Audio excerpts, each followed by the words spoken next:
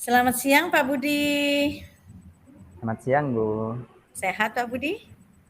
Alhamdulillah. Oke, baik, Kayaknya Bu. ada yang dipikirkan nih. Saya lihat dari tadi. Masa, Bu? Kayaknya saya loh tidak bisa, sulit untuk menyembunyikan. Nah, Ternyata ketahuan juga. saya tadi lihatnya kok kayaknya berpikir apa ada Gitu yang ya. mau diomongkan atau gimana gitu. Iya, Bu. Ini, saya kan punya, angan-angan, punya Hmm. visi itu. Mau mewujudkan itu, murid-murid itu mempunyai jiwa entrepreneur, Bu. Entrepreneur atau jiwa wirausaha. Gitu. Hmm. Jadi Pak Budi itu pingin menumbuhkan jiwa kewirausahaan kepada siswa gitu toh Pak Budi. Oke ya benar Bu, menumbuhkan jiwa kewirausahaan ke siswa, ya kan seperti itu Bu.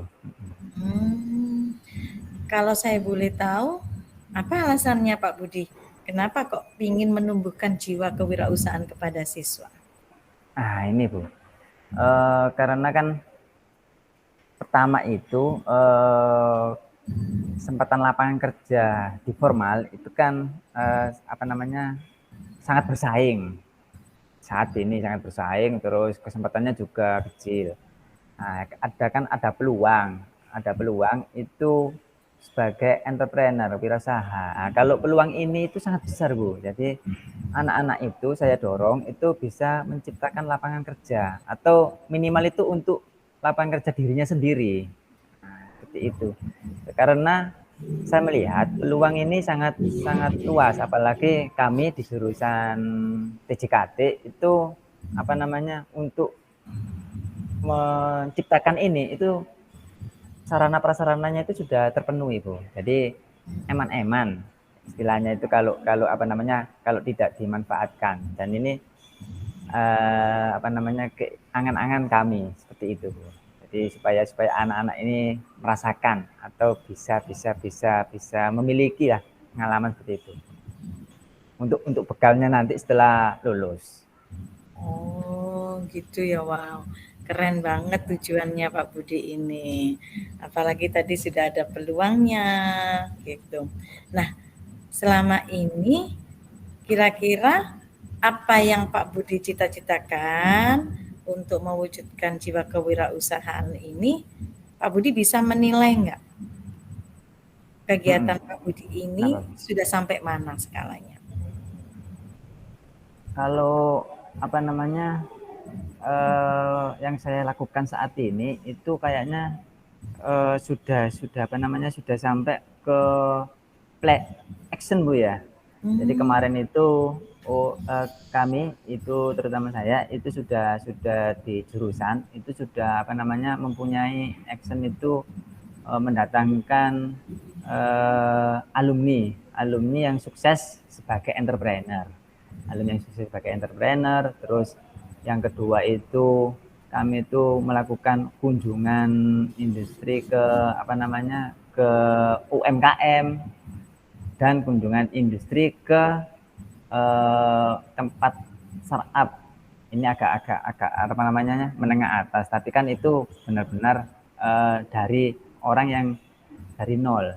Jadi ini loh contoh entrepreneur yang ada. Jadi anak-anak itu saya ajak keluar dan sekaligus orang luar itu saya ajak ke sekolah. Jadi biar imbang gitu. Gitu ya. Terus bisa Ya, dibedakan enggak, Pak, ya. dari rencana-rencananya Pak Budi tadi, yang rencana Hmm. jangka pendek sama rencana jangka panjang? Atau prioritas mana dah yang didahulukan supaya tujuannya tercapai? Nah, ya Bu. Kan tadi ada dua rencana. Terus ada lagi itu guru-guru di TKJ di Mhm. jurusan kami ini yang rencana jangka pendek ini harus harus juga mempunyai jiwa entrepreneur.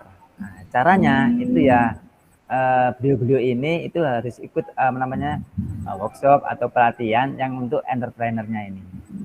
Jadi apa namanya bebas guru ini jadi bisa diklat atau workshop atau ikut mandiri juga bisa. Nah, itu salah satunya.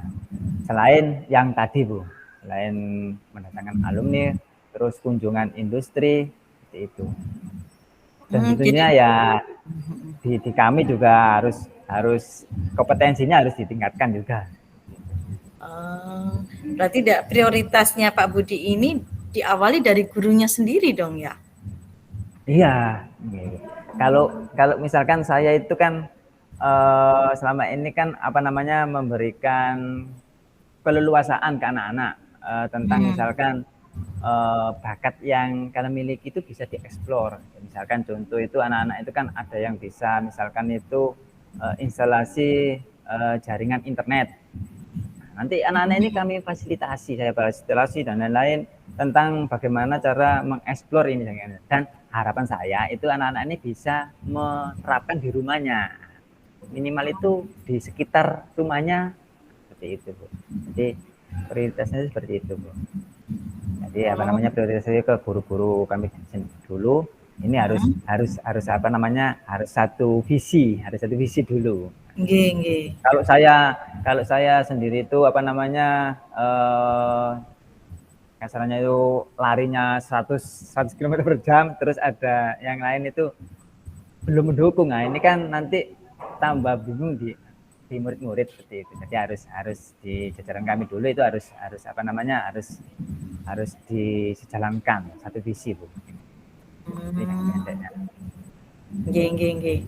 Oh, terus untuk menyatukan satu visi dengan guru-guru lainnya, susah nggak ya Pak Budi?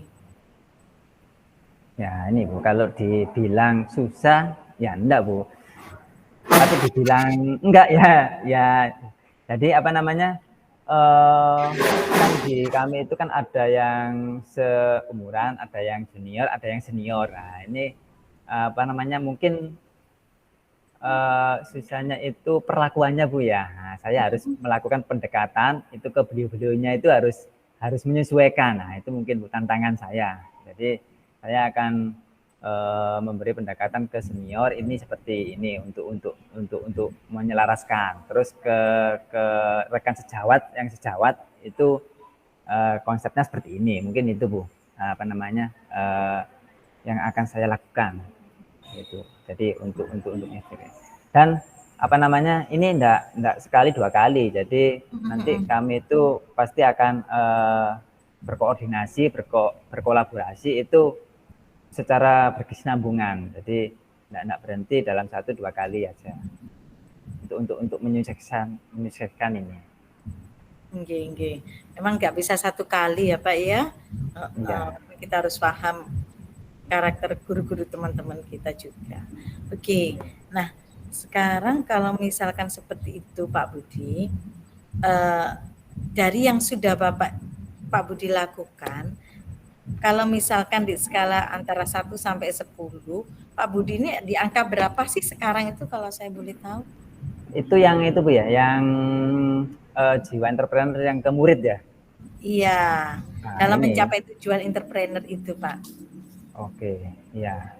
Kalau kemarin kan saya melakukan survei kecil-kecilan ke beberapa kelas itu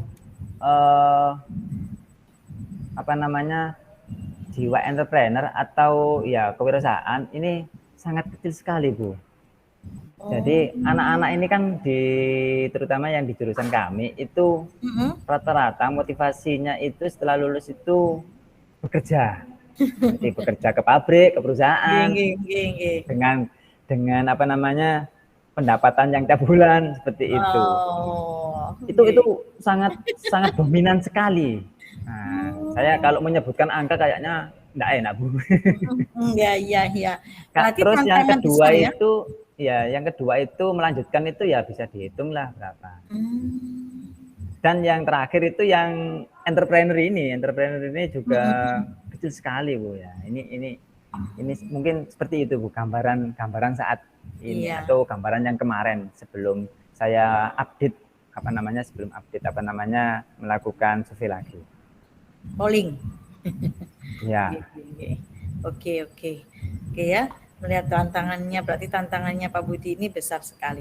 Oke Pak Budi, karena tantangannya besar, berarti kira-kira Pak Budi bisa mengukur nggak tingkat keberhasilan tujuan dari Pak Budi ini sampai mana ukurannya?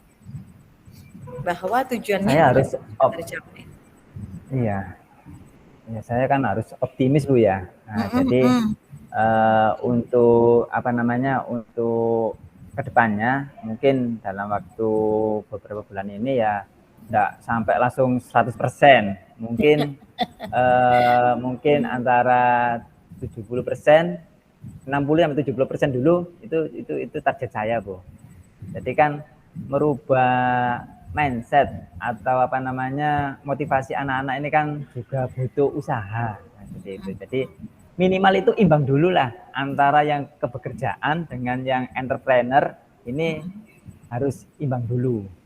Kalau yang melanjutkan kan ya memang melanjutkan ya apa namanya pasti mereka kan punya apa namanya rencana. Nah, tapi kan yang bekerja ini kan bisa bisa apa namanya di apa namanya dialihkan dulu apa bukan dialihkan bisa diberi apa namanya pengalaman atau motivasi atau ini loh dunia entrepreneur ini sangat menjanjikan, nah seperti itu. Ini yang bisa itu yang bekerja ini, imbang lah, imbang dulu lah. Oke. Berarti Pak Budi menganggap bahwa tujuan Pak Budi ini berhasil jika siswa banyak yang memilih entrepreneur ya Pak ya, pindahlah dari pekerja itu menjadi seorang entrepreneur gitu ya Pak ya. Iya, iya. Oke. Nah, kira-kira untuk bisa melakukan hal itu ada nggak komitmen dari sekolah atau dari Pak Budi sendirilah terhadap rencana untuk bisa mencapai tujuan tersebut? Pasti Bu ya, kalau saya itu akan selalu apa namanya di setiap pembelajaran saya Bu ya, di setiap pembelajaran saya itu saya pasti akan minimal itu di kompetensi yang mereka yang saya ampu itu harus benar-benar dikuasai atau anak-anak itu bisa terampil. Tujuannya itu supaya bisa nanti di apa namanya di lingkungan rumah mereka atau di lingkungan kalau sudah di luar itu bisa bisa dipakai untuk ini tadi untuk entrepreneur. Misalkan di mapel yang kelas 10 aja Bu ya. Itu tentang perakitan atau servis komputer. Nah, itu kan kalau bisa bisa anak-anak itu kan bisa diterapkan di rumahnya. Itu kan bisa untuk income terus untuk di servis-servis di tetangganya seperti itu Bu. Itu misalkan servis laptop, komputer seperti itu. Jadi minimal itu dari mapel saya seperti itu. Terus ada project, project itu harus harus apa namanya project ini sesuai jurusan atau kalau kalau enggak ya misalkan apa aja projectnya bisa kan banyak ada ini yang sesuai dengan kompetensi atau dengan misalkan di bidang digital marketing ya seperti itu.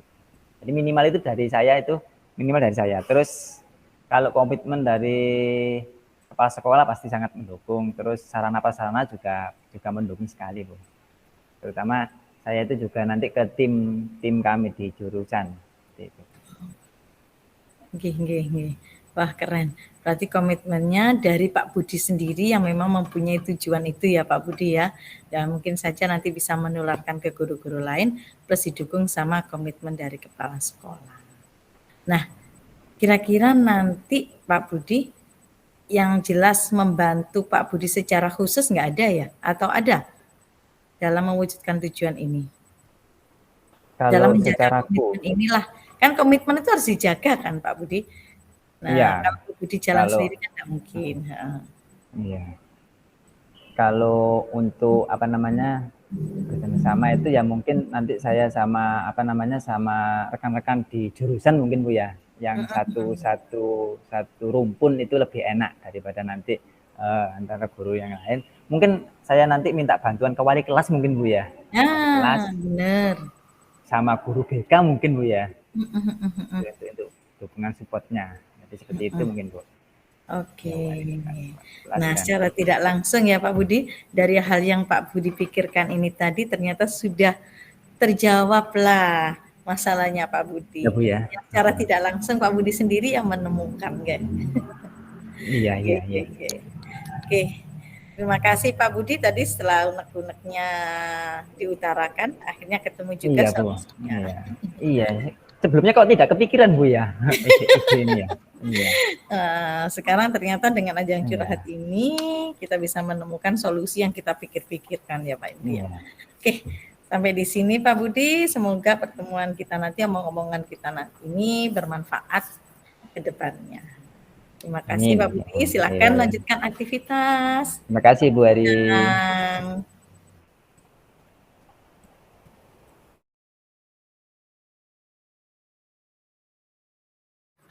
berdasarkan pertanyaan pertama, apa yang sudah berjalan dengan baik selama percakapan? Refleksi saya yaitu runtutan kegiatan model Tirta sudah terpenuhi semuanya. Yang kedua, apa yang masih perlu diperbaiki atau ditingkatkan, yaitu menggali informasi dari rekan sejawat untuk lebih terbuka dalam permasalahannya. Yang ketiga adalah tentang apa yang akan Bapak Ibu lakukan untuk tetap dalam keadaan presence sebelum dan saat melakukan coaching, yaitu mendengarkan dengan aktif, konsentrasi, fokus terhadap permasalahan yang disampaikan. Yang keempat yaitu apa yang akan Bapak Ibu lakukan untuk memperbaiki atau meningkatkannya? Ya harus sering berlatih, sering berbincang-bincang, menjadi coach dengan teman sejawat ataupun dengan siswa. Itu untuk refleksi saya Pak Budi. Terus untuk umpan baliknya, nah apa yang saya rasakan pada saat di coaching? Satu, ternyata alur Tirta bisa fleksibel dengan luasnya pembicaraan, dengan melebarnya pembicaraan. Jadi tidak mesti urut. Terus yang kedua, menyesuaikan dengan kondisi permasalahan, berarti bisa meluas ya Pak Budi. Terus yang ketiga yaitu Iya. ternyata analisis SWOT bisa juga kita masukkan dalam pengkombinasian metode Tirta dalam latihan coaching ini. Itu Pak. Coaching ya. Iya, ini yang umpan balik ini kan dari coach Bu ya, dari coach ya. Nah, sama. Oke. Iya Bu. Ya. Sudah selesai. Siap. Nanti ini kan Selesai.